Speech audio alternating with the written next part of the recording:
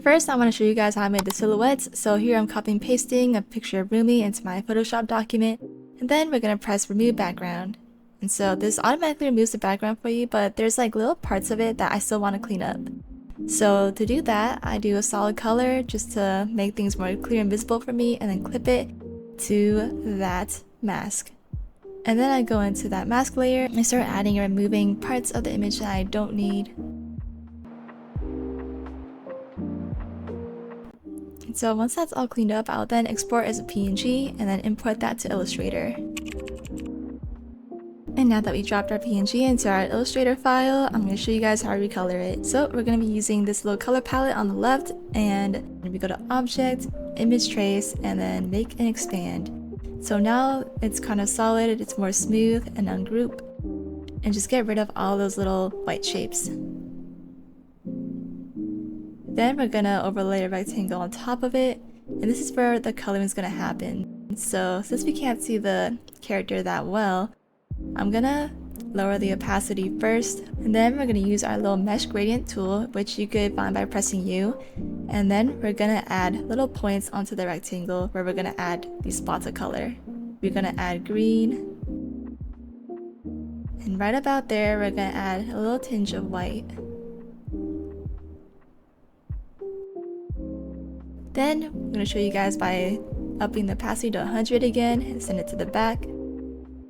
And then we're gonna make a clippy mask. So now we're basically there, but there's also that grain texture that I added, gives it that nice little crunch. So we're gonna go texture, grain, and over here you could adjust the sliders however you want. And that's how the process went for all three characters. Here I just want to show you guys how I split the weapons up by parts and the gradients attached to them. So for the sword, I have the main sword blade and the handle split into 2 parts, or 3 parts really, and then each part has their own separate gradient. Also adjust the position of color onto the gradient by just selecting the point and moving it around.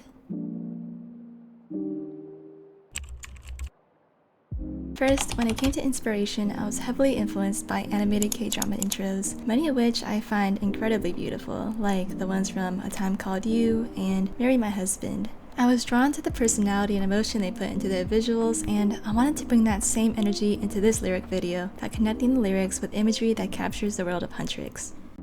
For my first section, I want to tell you guys how I animated these silhouettes so that they have this little subtle movement going on. So I used the puppet tool, and then these are the little points that I put on Mira, and so you can see over here on these keyframes where I've adjusted their movement. The pin on her head is the only one that's moving, while the rest of the pins help stabilize their body so it doesn't move along with it. And I really like doing this because it adds more life to the edit, instead of them just being still. I did the same thing for Zoe's silhouette, where I have her head moving and the rest of the pins on her body keep it still. Now I'm going to do a quick tutorial on how I did those flowy lines in the background. So once I had a line going, I used the trim paths tool.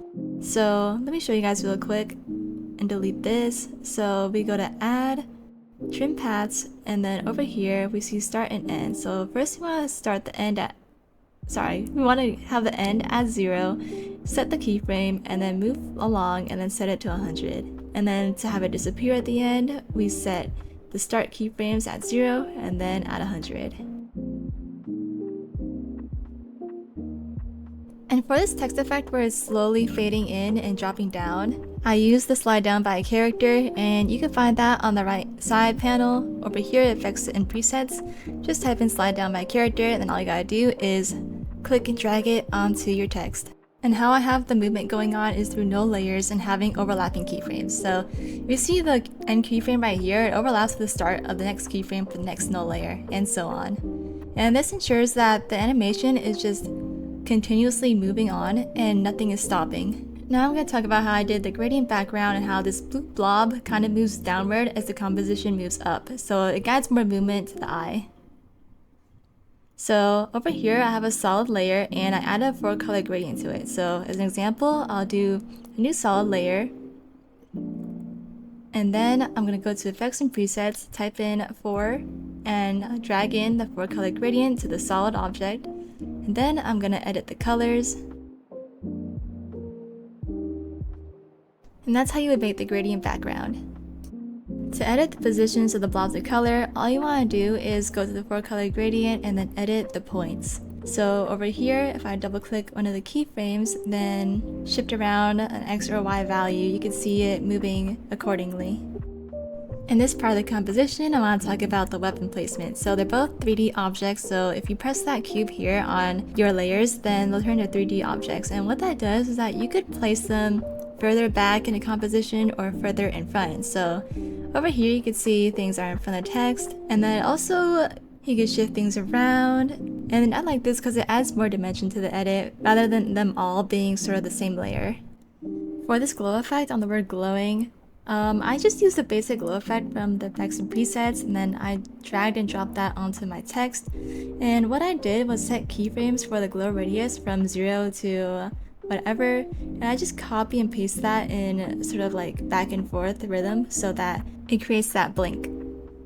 And to create the transition gradient, all I did was have another solid object for the 4-color gradient, and then I just set opacity keyframes on it from 0 to 100.